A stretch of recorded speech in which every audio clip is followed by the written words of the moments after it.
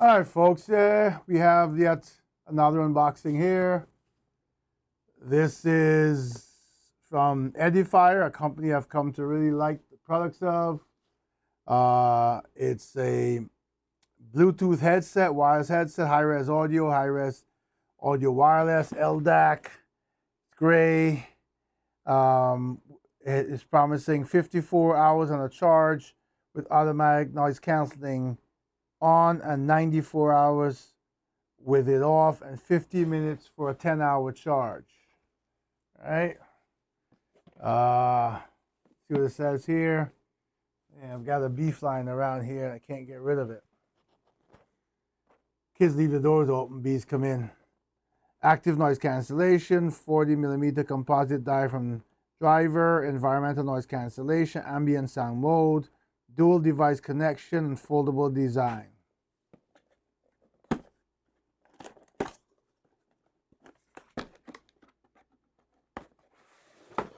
All right, let's get that out. Really simple, right? Foldable design, looks like Edifier type design. Stuff strapped on, the packaging is strapped on. So minimal packaging. Let's open the packaging first since it is minimal. It's one of these plastic recyclable things that you have to rip open. You got the manual. The model is W830NB. W830NB. Warranty, after sales card, USB-C charging. I guess this is the warranty. That's the manual. Dry pack. That's it. Look at the headsets themselves. Foldable. Pretty lightweight plastic, but not that crazy lightweight. Adjustable headbands at both sides. Right.